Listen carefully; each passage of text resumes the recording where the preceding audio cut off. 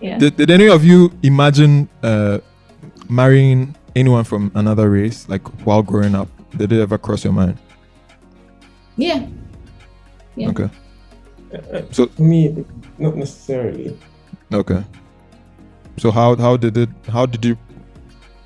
work? Like how did that work? How did you convince yourself? Or it didn't take so long to convince yourself? No. Yeah. Okay. No. Okay. I mean, I think the second we probably got together, we kind of knew. we wanted to be together. Yeah. Yeah. How did your parents handle it for both of you?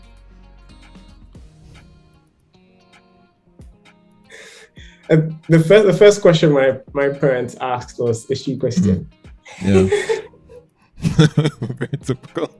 Yeah. Yeah. Yeah. Okay. Then apart from that, they all they cared about is that I'm happy, and I'd gotten to the point in my life where my parents trusted my decision making. Okay.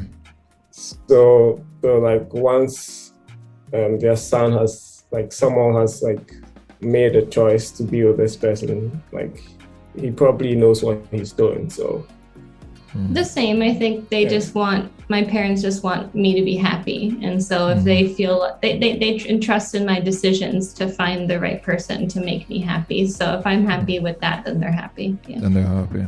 Oh, that makes sense. So how in relating to, and now you live in a foreign country, a different country. I mean, you live in Poland, right? What's the reception towards interracial couples over there? Maybe 20 years ago that would have been a very difficult situation, but what's the situation now?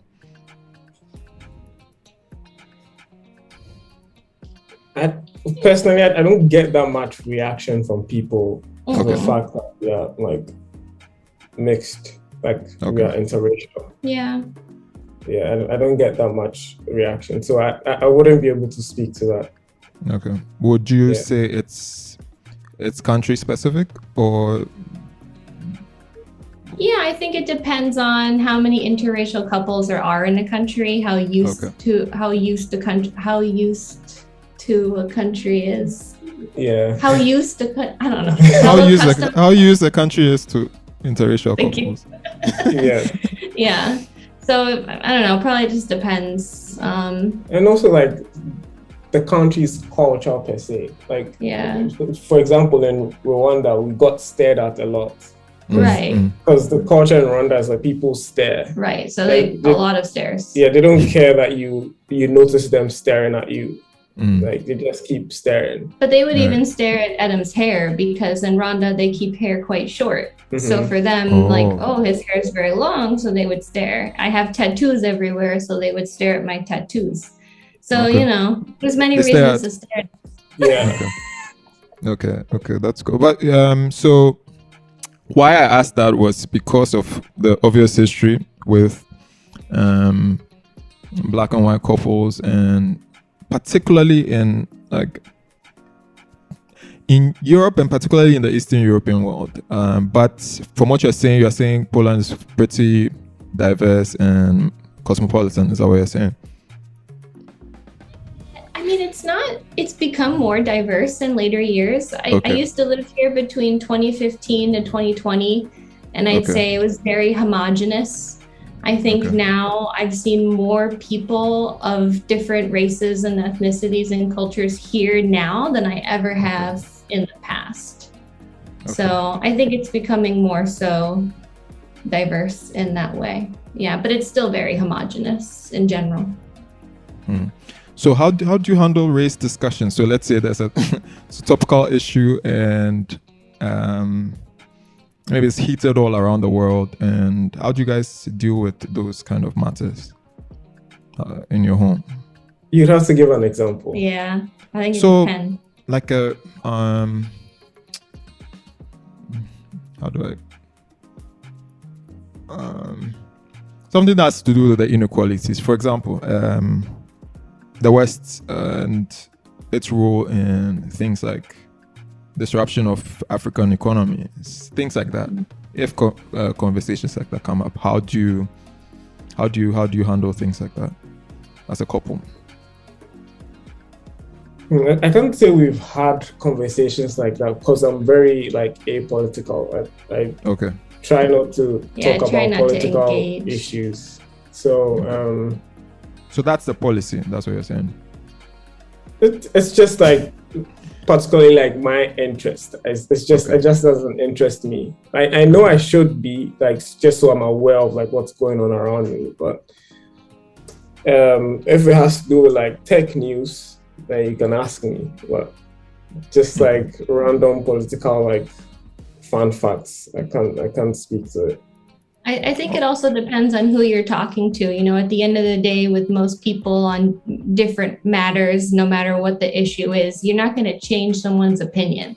So, you know, we might say our piece about how we feel about a particular situation if we believe that it's fact, and, you know, they're more so seeing sort of like a rose-colored version of a situation that's not really true.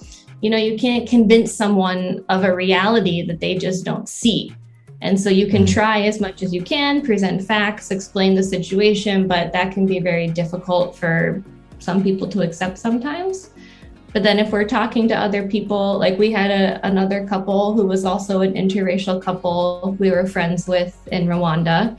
We would talk about these issues all the time, but we more so saw more or less eye to eye on things. Mm-hmm. So it just kind of depends on who you talk to. Awesome. So we had, I was reading Trevor Noah's book some time back, and he was talking about how his mom is South African, his dad was Swiss. And he talks about how when he goes to Germany, or when he went to Switzerland, he felt he was perceived as black.